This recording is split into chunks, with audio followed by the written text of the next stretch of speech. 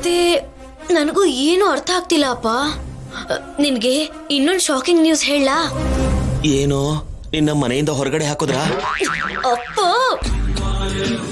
ಅವ್ರು ನಿಜಾನೇ ಹೇಳಿಲ್ಲ ಅಂದ್ಮೇಲೆ ನನ್ನನ್ನು ಹೇಗಪ್ಪ ಅವ್ರು ಆಚೆ ಹಾಕ್ತಾರೆ? ಸಾರಿ ನಮ್ಮ ನೀನ್ ಕೊಟ್ಟಿರೋ ಶಾಕೆ ಇಲ್ಲಿ ನೋಡು, ನಾನ್ ತಲೆ ಕೆಲಸ ಮಾಡ್ತಾ ಇಲ್ಲ. ಸರಿ, ನಾನು ಹೇಳದ್ ಕೇಳಿಸ್ಕೊ. ಅವರು ಬಾಯಿಗೆ ಬೀಗ ಹಾಕೊಂಡಿರೋ ಹಾಗೆ ಅವ್ರವ್ರ ಸೂಟ್ ಕೇಸ್ಗೂ ಬೀಗ ಹಾಕೊಂಡು ಆ ಕಿಶೋರು ಆದ್ಯ ಅಮೆರಿಕಾಗ್ ಹೋಗ್ತಾ ಇದ್ದಾರೆ. ನೀನ್ ಬಾಯಿಗೆ ಸಕ್ಕರೆ ಹಾಕ್ಬೇಕಮ್ಮ. ಇಲ್ಲಿ ನೋಡು, ಈ ಶಾಕ್ ತುಂಬಾ ಚೆನ್ನಾಗಿದೆಯಮ್ಮ. ಅಮ್ಮ, ಎಂತ ಗುಡ್ ನ್ಯೂಸ್ ಹೇಳ್ದಿಯಮ್ಮ.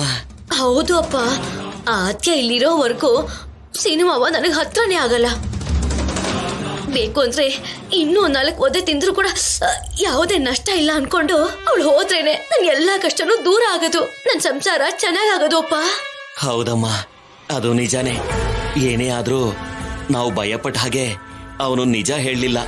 ಅದೇ ನಮ್ಮ ಅದೃಷ್ಟ. ಸರಿಯಪ್ಪ, ಯಾರಾದ್ರೂ ನೋಡ್ಬಿಡ್ತಾರೆ. ಮತ್ತೆ ಸಮಯ ನೋಡ್ಕೊಂಡು ಕಾಲ್ ಮಾಡ್ತೀನಿ, ಆಯ್ತಾ? ಸರಿ, ಹುಷಾರಮ್ಮ. ಚಾರು ಇಲ್ಲಿ ನೋಡು, ನೀನ್ ಯಾರಿಗೂ ಗೊತ್ತಾಗ್ದಂಗೆ ಸೀಕ್ರೆಟ್ ಆಗಿ ಬಿಸಿ ನೀರಲ್ಲಿ ಶಾಖ ತಗೊಳಮ್ಮ. ಸರಿ, ಬಾಯ್. ಅಮ್ಮ,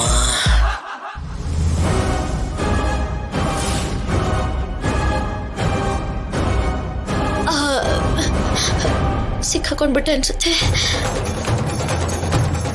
ಆದ್ಯ, ಅದೇ ಅಪ್ಪ ಫೋನು.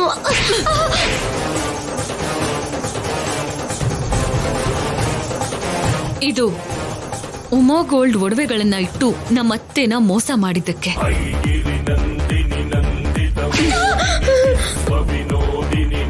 ಇದು ನಿಮ್ಮ ಮೋಸಗಳನ್ನ ತಿಳ್ಕೊಂಡಿರೋ ನಮ್ ಡ್ಯಾಡಿನ ಸಾಯಿಸ್ಬೇಕು ಅಂತ ನೋಡಿದ್ದಕ್ಕೆ.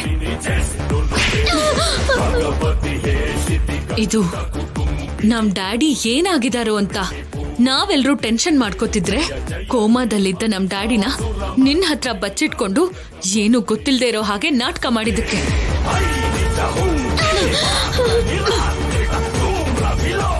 ಇದು ನನ್ನ ಬೆಂಕಿ ತಳ್ಳಿ ಸಾಯಿಸ್ಬೇಕು ಅಂತ ನೋಡಿದ್ದಕ್ಕೆ. ಇದು ನಮ್ ಡ್ಯಾಡಿನ ಅಡ್ಡ ಇಟ್ಕೊಂಡು ನನ್ನ ಬ್ಲಾಕ್ ಮೇಲ್ ಮಾಡಿ ಸೀನುನ ನನ್ನಿಂದ ದೂರ ಮಾಡಿ ನನ್ನ ಎಮೋಷನ್ ಜೊತೆ ಆಡ್ಕೊಂಡಿದ್ದಕ್ಕೆ.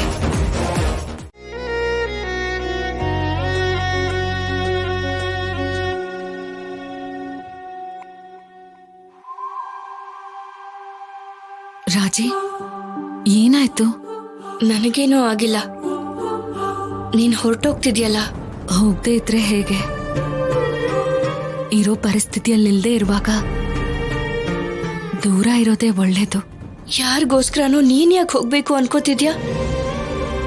ನನ್ ಕೆಟ್ಟ ದಿನಗಳು ನಡೀತಿದ್ದಾಗ, ನಾನ್ ಕಷ್ಟದಲ್ಲಿದ್ದಾಗ ಯಾವಾಗ್ಲೂ ನೀನ್ ನನ್ ಜೊತೆ ಇದ್ದೆ. ಇವಾಗೆಲ್ಲ ಸರಿ ಹೋಗಿದೆ ಅನ್ಕೊಳ್ಳೋವಾಗ ಕಡೆಗೆ ನನ್ ಮದ್ವೆಗೂ ಕೂಡ ಇರ್ದೆ ಹೋಗ್ತೀನಿ ಅಂತ ಇದ್ಯಾ. ಹೊರಗಡೆಗೆ ಹೋಗ್ಬೇಕು ಅಂದ್ರೇನೆ ಹೆದರ್ತಿದ್ದೆ. ಹೊಸಬ್ರ ಹತ್ರ ಮಾತಾಡೋದಕ್ಕೂ ನಾಚಿಕೆ ಪಡ್ತಿದ್ದೆ. ಪ್ರಪಂಚನೇ ಗೊತ್ತಿಲ್ದೆ ಅಮಾಯಕಿ ಹಾಗೆ ಬದುಕುವಂತ ದಿನಗಳಿಂದ ಧೈರ್ಯವಾಗಿ ಕಾಲೇಜ್ಗೆ ಹೋಗಿ ಆಟ ಆಡಿ ಕಷ್ಟಗಳು ಬಂದ್ರೆ ಎದುರಿಸಿ ನನಗೇನೇ ಬೇಕು ಅಂದ್ರೂ ಸಾಧಿಸೋ ಅಂತ ಈ ದಿನದವರೆಗೂ ನನ್ನ ಜೊತೆಲೇ ಇದೆಯಾ. ಇವಾಗೇನೋ ಸಿಂಪಲ್ ಆಗಿ ಹೊರಟೋಗ್ತೀನಿ ಅಂತಿದ್ಯಾ. ನಾನಾಗ ನಿನಗೆ ಜೊತೆಯಾಗಿದ್ದೆ.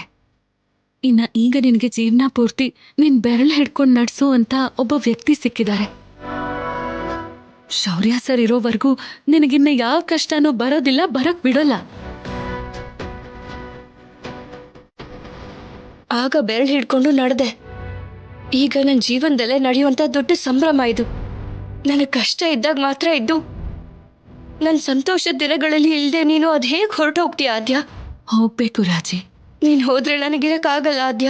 ಹೆಣ್ಮಕ್ಳು ಇಬ್ರು ಎಷ್ಟೇ ಅನ್ಯೋನ್ಯವಾಗಿ ಬೆಳೆದ್ರೂ ಯಾವತ್ತೋ ಒಂದು ದಿನ ದೂರ ಆಗ್ಲೇಬೇಕು.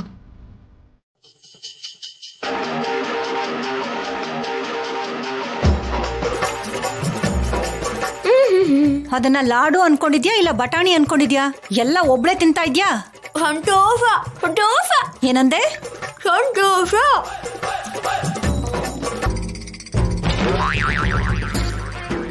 ಎಲ್ಲ ನನಗೆ ಖುಷಿ ಆಗ್ತಾ ಇದೆಯಲ್ಲ, ಅದಕ್ಕೆ ಅದನ್ನ ಸೆಲೆಬ್ರೇಟ್ ಮಾಡ್ತಾ ಇದ್ದೀನಿ. ಸೆಲೆಬ್ರೇಷನ್ ಅದು ಒಬ್ರೇ ಮಾಡ್ಕೊಳ್ಳೋದಲ್ಲ, ಎಲ್ಲಾರ ಜೊತೆ ಸೇರಿ ಮಾಡ್ಕೊಳ್ಳೋದು. ಕೊಡು.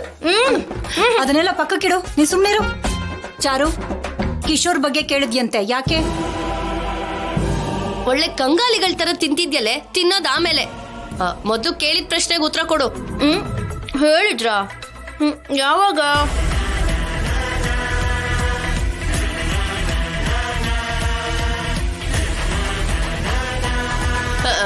ಇದೇನೆ ಫೋನ್ ಮಾಡಿ ಕೇಳ್ದೆ ಅಲ್ವಾ? ನಾನು ಯಾವಾಗ ಕೇಳ್ದೆ? ಅವ್ರ ಬಗ್ಗೆ ನಾನು ಯಾಕೆ ಕೇಳಿ ಹೇಳಿ?